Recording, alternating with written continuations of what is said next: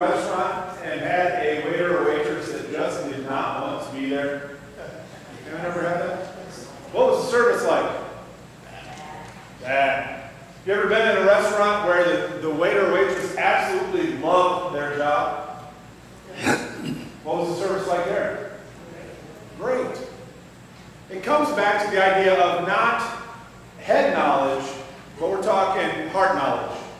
We're talking about a shift, not just in our attitude, but in our very being.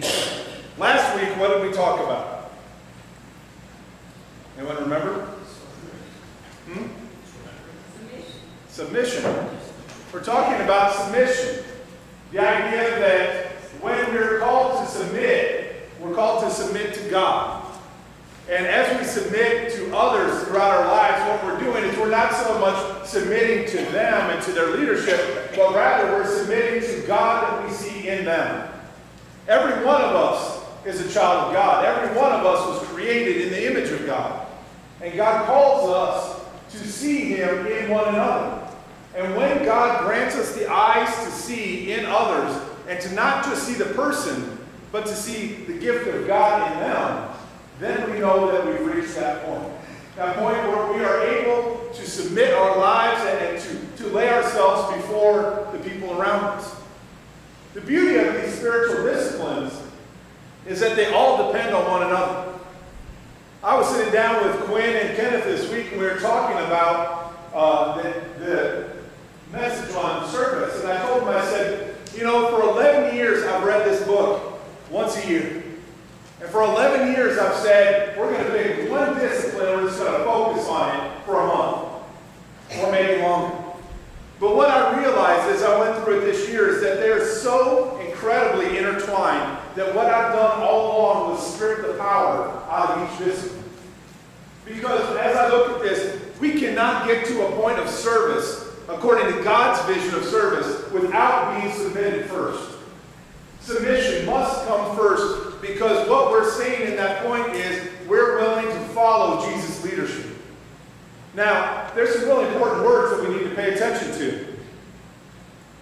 Verse 3, it starts, Jesus knew that the Father had put all things under His power, and that He had come from God and was returning to God. So He knew that everything was under His control. Stop for a second. If everything was under your control right now, what would be the first thing on your mind? I know, it's washing people's feet, right? That's where Jesus went. This is the Passover feast, the holiest of all times. And Jesus, knowing all things are under His control, He knows His life is coming to an end very quickly. Knowing all that, He chose to take off His outer garments and to put on the garb of a servant. And as we said last week, not just any servant, but the lowest servant in the household. There was no one lower than this. And Jesus left His place, went and washed the feet of the disciples. Now, I love the way that the story goes. You know, they said, Jesus knew one of them was going to betray Him. That's why He said, not all of you were clean. But let's take a step back. Judas betrayed Him. Peter denied Him. And the other 10 bolted for the hills. Who was left standing when Jesus was arrested?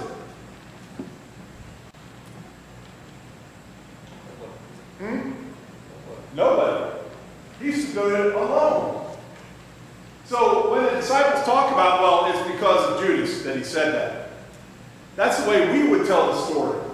You know, we would lessen our role in it so we look good, and we throw Judas under the bus.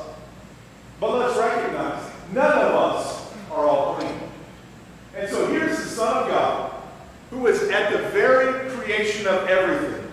The Son of God who knows the existence and the location of every single molecule across the entire universe. Knows the beginning of time and the end of time and everything in between, because He was there when time was created. And yet, He chose to become human. Chose to serve with other human beings, sometimes very thick-headed, not understanding humans. Thank God for that example, because the rest of us fit that bill. And yet, rather than condemn the other disciples, condemn them all, he chose to wash their feet. Imagine that. If you knew that someone was going to betray you, someone was going to abandon you, and someone was going to deny that they even knew who you were in your greatest hour of need, how would you respond? Jesus laid an example for us. He said, I don't want you to respond the way you want to. That's not for you anymore. Rather, I want you to do something a little bit different. I had personal experience with this. Church I served that I knew I was going to be leaving after just a few months. I had to finish out my term. Well, my wife was going home crying almost every Sunday for the last 3 months of my time. And the pastor says, I want you to give your final message at both services. I said, oh, I'd love to. I was ready. I'd been writing that sermon for 6 months. I knew exactly what I was going to tell them. I want you to picture Bugs Bunny with both barrels, fully loaded, rabbit ears cocked back, and I was going to blast them with everything I had. And God said, no, that's not the way you do this. And as I did that service, what God had me do instead was invite those people that wanted my head on a platter forward and to wash their feet. And I've got to tell you that it was the most humiliating, the most humbling, and the hardest moment that I've had in any church that I've ever served. And to this day, I thank God that it's in my past because I would not want it in my future. But to wash the feet of people that simply wanted me to not be their pastor anymore. And you all recognize that church people are great when they like you. When they don't like you, God help you. Because at that point, not only are you the worst pastor that has ever existed, but you can't preach, you can't teach, you can't dress right, you can't walk right, you can't talk right, you can't do anything right. And if that's the way God wanted me to serve a couple of people in the church, what does He want me to do the rest of my life?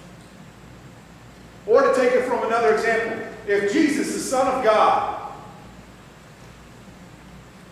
chose to wash the feet of disciples, the job of the lowest servant in the household, who in that action said, there's nothing below me, there's no service that is too low for me to go, then what's too low for you to go?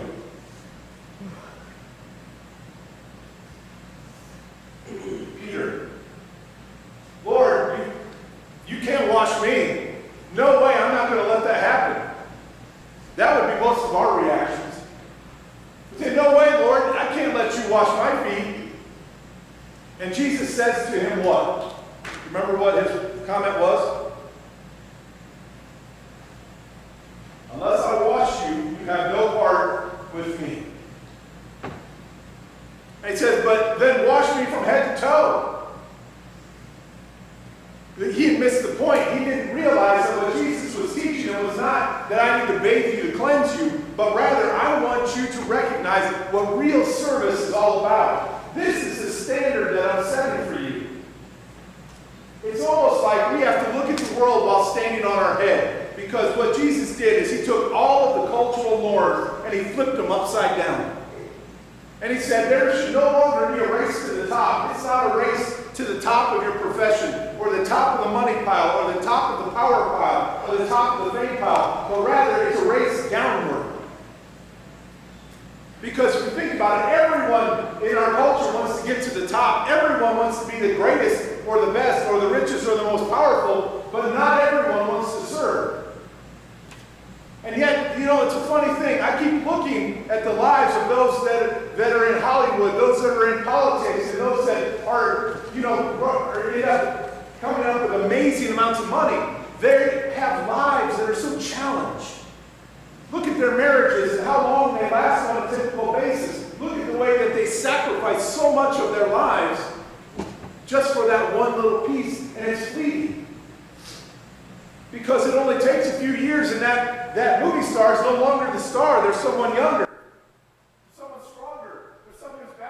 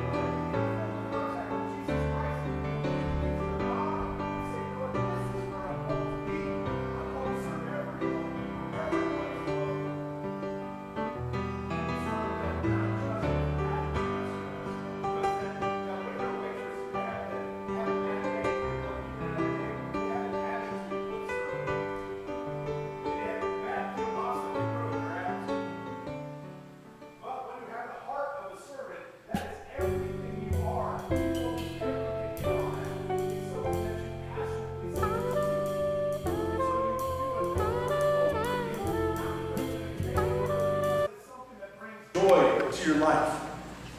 That's what God is looking at. He's saying, give me a heart of a servant. Give me someone who is passionate about reaching out and making a difference. Now here's the thing. I'm not saying that you have to go to Africa to make a difference. In fact, I'm going to send you to a mission field that is significantly harder than going to Africa. I want you to go to your own home. I want husbands and wives, here's your challenge for the week. I want you to outserve one another. The attitude is this: I don't care about my own wants, needs, and desires. I'm here to lift you as high as I can so you can shine as brightly as you possibly can, because that's what God created me to do. And the best part is, as husband and wife trying to serve each other, your spouse is doing the same thing. Parents and children, exact same idea. We as parents need to be lifting our children up, helping them to shine brightly. Let's go back to when our children were just little itty-bitty tots. And we had to change their diaper at 3 a.m. No parent on the planet gets up and goes, yes, I get to change a diaper. Or worse yet, you get that diaper where you're like, honey, this one's yours. And then you start thinking, whatever we fed that child, we shall never feed them again, because it did bad things in their system. And yet, we serve them then, and we spend our lives lifting our children up so they can shine as brightly as they can. And we don't think twice about it. No one would, in their sane mind, would ever say, you know, think about this, when your kids come running up and they're slobbering all over, they got snot running out their nose, they give you a big kiss. Okay? You may cringe a bit, but you take the kiss.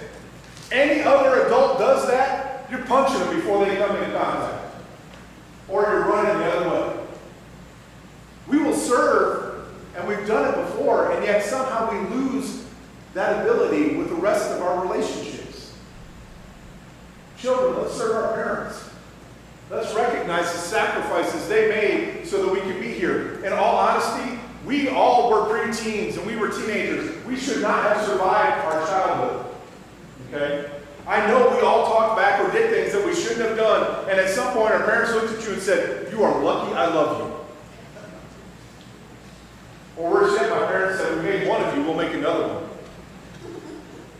But the idea of loving our parents and serving them, serving our neighbors. What does it look like for us to say, you know what, I don't care if my neighbor is that crazy person in town or my most beloved friend, I'm going to serve them. Not because it's something that I'm going to get a thank you for, but because it's something God asked me to do. What does it look like if, as an employee, you take your position in your job and you say, you know what, I'm here to serve. I'm here to do the very best I can possibly do today, because that's what God called me to do. I'm not really working for my boss, I'm working for God. I'm going to work as if Jesus Christ is looking over my shoulder. And that's the standard that I'm going to set. When we take that attitude, what ends up happening is people notice. They recognize that you're doing things that you're not asking other people to thank you for, and you're not looking to get paid for it, and you're happy to do it. And they want to know why you would do that. And how do I get what you've got? Because there's a smile on your face, and you don't think twice about changing trash or doing this or doing that. But rather you do it willingly. How can I be like you? Because as we do that time and time again, people notice. My favorite story of this, there was a church in California. And they went to the school system and they said, all we're asking you to do is to let us pick up trash outside the school. We want to make sure we're not going to put anyone out of a job. We're just asking to do the things that don't normally get done. And so the school system very reluctantly said, okay, we'll let you do it. They did that for a couple of years. And then they came and they said, you know, we noticed that the playground equipment really could use some painting and some basic maintenance. We would love to come and do that, and we'd be willing to do it under your supervision, which you allow us. And the school system said, well, okay, you know, our janitors and grounds crew have other projects they can focus on, we'll let you do that. And they went in on a Saturday, and they made this playground look absolutely immaculate. They didn't wear their church shirts. They didn't come out and preach. They simply went in and served. They did that for a couple of years.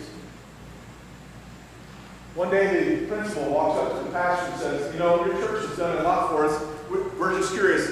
Would you be willing to help us inside the building? Well, sure, we'd love to. Well, we've got some painting projects inside that we could really use some help on. Would you be willing to do that? We'd love to. In fact, we'll pay for all the supplies. No school system in their right mind is ever going to turn that down. And so the church went in, and again, no church shirts, no Bible thumping. They went in and they painted the school. 10 years later, the school system is coming to the church before they set their budget, and they're saying, what is it you would like to do for us this year before we set our budget? And the church is stepping in and making a massive difference. This is a school system where teachers don't have to shell out hundreds and thousands of dollars to stock their classrooms. Rather, the church has not only adopted classes, but they've challenged every other church in the community to do the same. And here's the best part. Now the pastor and the church members can walk in and out of the school without anyone questioning anything. And the other thing is they never wear their church shirts. They're never taking their Bibles in and doing any of that. But what they do get is the privilege of walking in and talking to a teacher, and the teacher saying, hey, you know, I can release a prayer for a student in the classroom. Would you do me a favor and pray? So much for separation of church and state. What happened was they went in and they proved that they were willing to be servants. That was all they wanted to do. We're here to serve. And as they showed themselves to simply be servants, because let's be honest, folks, churches have a bad reputation. Every time we go to a group and we say we want to serve, we seem to have this alternative agenda in the back. And they're nervous about that agenda. Or we show up in our church shirts with our Bibles and, you know, we're trying to convert everyone in the school. But if we simply go with the attitude of we're here to serve, no other agenda. We're under your leadership. You tell us what to do and how to do it, we'll do it. That attitude, year after year after year after year, earns you the privilege of sharing the gospel of Jesus Christ. And the best part is you do it without ever speaking a word, because you've proven what that gospel is. You come in, you say, I'm simply here to serve. What would it look like if we as a church decided, you know what, we're tired of demanding our own way. We're tired of, you know, the pastor didn't do what I wanted him to do, so I got mad. We're tired of whatever the issue may be in our lives, and we simply said, Lord, we're willing to submit to you and serve wherever you call us to serve. I'm here to tell you that there is not enough room in this church, or in any church in the entire county, to fit all the people that want to be a part of that organization. They want to be a part of an organization that says, I'm simply here to touch the lives of others in a positive direction. That's all. That should be our number one calling card. We've got it. We've got the example in front of us. All we have to do is live it. So here's my challenge to us. Let us start at home. Husbands, wives, try and outserve each other. If you're home alone, I want you to find someone in your life that you're going to outserve. And you know what? That person, don't let them know you're doing it. Just do it. And as we serve, what you're going to find is the more you serve and the more you do so, and they may not even notice, what you're going to recognize is every time you do that, God's smiling back at you. The thank you get is from God, not from everyone else. And it becomes an addictive thing. You want to do more and do more and do more and do more. And let's allow that to mushroom out into the rest of our lives. As a church, I want us as a church to find a way to serve in this community where we simply do so without seeking any form of return. We're just here to serve, to be the hands and the feet of Jesus Christ. We're going to leave the mouth aside. We're simply hands and feet. I'm convinced that if we can do that, we're going to watch people come to Jesus Christ all over. Now, it's not going to be instantaneous. It may take years to happen. But I do know this, that when we do it consistently, and we do so with God's anointing and God's blessing, that people will see His love and grace in us. And more importantly, they'll experience it through us. Let's pray that we can do this. Let's bow. Gracious and holy God, we are so grateful for the way that you work in our lives. And God, I am so thankful for the service that you've called us to be a part of. Help us, O Lord, to know exactly where it is in our community that we need to serve. Help us as a church to hear your call. Grant us ears to hear that call. That, Lord, we can make the difference in someone else's life. Not because of us, but because of you in us. God, may you give us ears to hear the cry of those in need. Give us eyes to see the path that you would have us walk to meet that need. Give us hands, O Lord, that are capable of reaching out and making a difference in the lives of those that you've called us to serve. Feet that are willing to walk wherever it is that you lead us.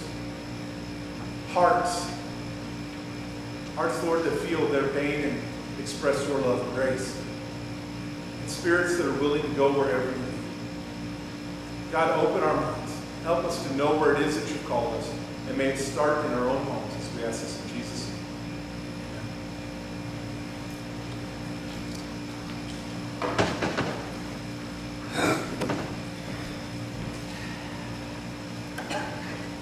We have the ushers come forward for this morning's offering.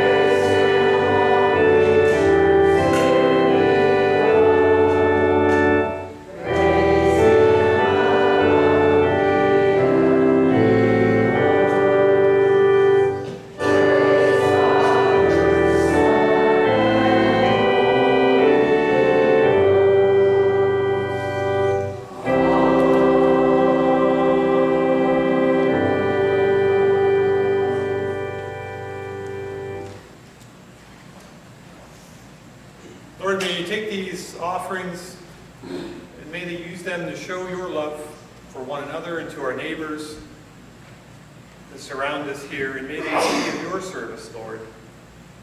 May they be of your use to your people. In Jesus' name, amen. Amen.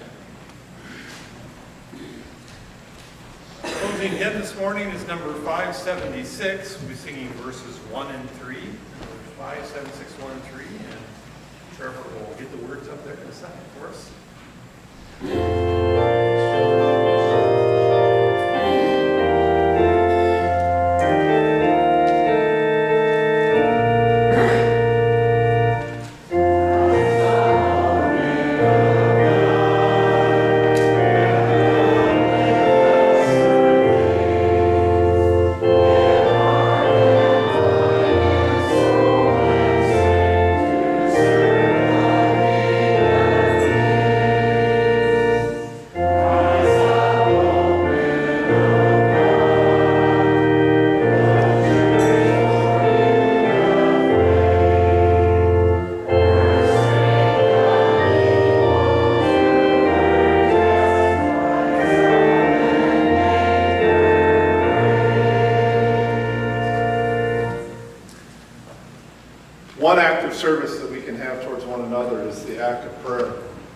The board up here is here for a reason. We're going to have a sheet of paper up here every month that I would want you to come up, and if you have a prayer concern or something you would like everyone to be in prayer for, take a post-it note, pen, write it down, and place it here on the board, and eventually the paper when it's up here, so that we can keep these prayers in mind throughout the entire month, recognizing that one simple act of service is to pray for those that don't even know we're praying for them.